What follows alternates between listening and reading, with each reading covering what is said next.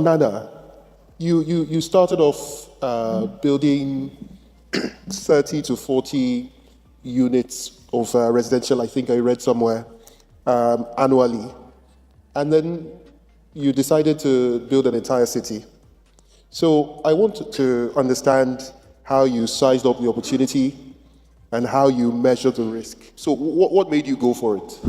Well, first of all, I started with 2 houses on 1 plot. Then it moved to 8, 12, 16, and then 32. Today, my company can boldly say that we produce maybe 180 homes in 2 years. But for me, it's not such an achievement because I can still see a gap that needs to be bridged. And hence, that's what maybe you touch bases on some of these opportunities that is coming across Africa in development. Africa hasn't been developed in the past 200 years to its capacity. And we, the developers, private sectors, government, and the people, even in the country as citizens, haven't actually sat back and asked yourself the question, why are we not moving so fast? Why is every other country being developed? They also haven't looked at other countries that has been developed, such as Dubai and Singapore. These are the 2 countries that has been developed in 1 century. So you're talking between 60 to 40 years. It's happened in our lifetime. And when you go after the things that they did to develop their countries, for me to want to move from building 150 homes to go into a city, it's not because I just want to increase my numbers. It's because I want to build a country. It's because I want to build a nation. I looked at those people and what were the things that they did?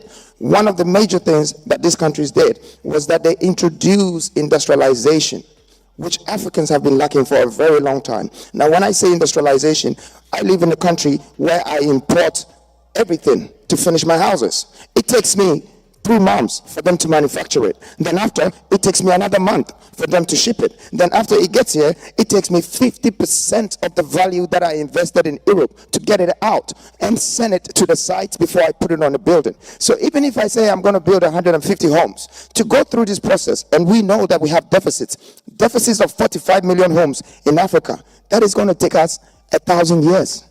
If we don't start to build our own industrial platforms, the industrial platforms that is going to stop us from having to go all the way to Europe and buy a door and buy a lock and buy this and come back home and fit it, when we can just bring the same people here to do the same thing. In fact, one of the people here, Alessandro, who is my very good friend, and he owns Chateau, and I met him the first time I met him. Yes, we did our business and we spent close to $1 million, but I said to him, Alessandro, this is not what I want to be doing. I don't want to be buying things from you from Europe. I want to bring you to Africa with me and sit on my industrial platform. I want to invest with you so we can supply African countries for these things. They can get it in 8 days. They can get it in 10 days. The reason why Europe is developing so fast is because when you want a door, the next day is at your doorstep. Anything you want, the next day is at your doorstep. So we Africans, we have to wait for 3 months to get a door to our doorstep.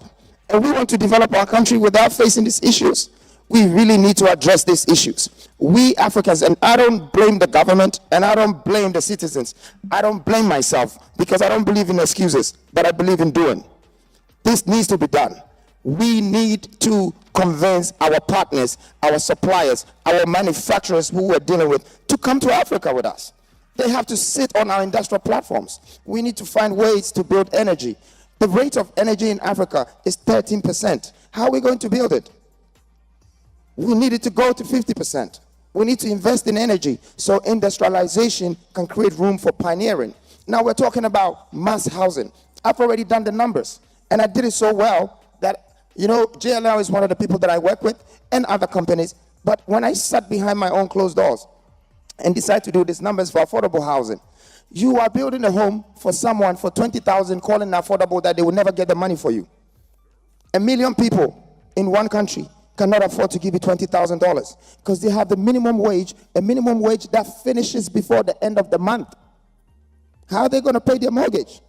We have a problem, even the financial systems, because for me to have grown this far in my business is because I didn't have to think in the beginning that I needed the bank to support me to grow. I realized that they just couldn't do it. I didn't have to think that I needed the government to support me to grow. I just realized that they couldn't do it. If they haven't done it for the country, how are they going to do it for me? I feel like we Africans are the future, that we are going to develop our own country by thinking and having a positive way of thinking, bringing people from outside to join us to develop our country, because the history of every country in this world that has been developed brought people from outside.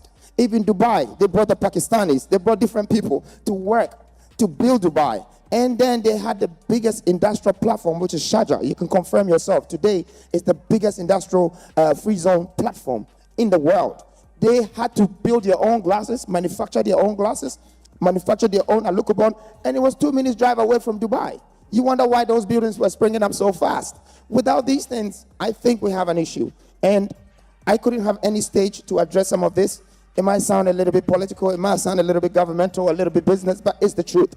That until we start to have this positive mind of developing our nation, our people, and thinking deep down the solution of the problem, which is the root of what is stopping our development, Africa's development still will be stagnant. And I think it's our time. The world is looking at us. We are the last continent to be developed, and we're going into the golden age. I believe that we all stand a great opportunity with the people who have come from outside, the people internal, people around, people come from other places in on this continent. We all stand a great chance to build opportunities out of this and build our country and build our nation. Thank you so much, Nana. Thank you very much.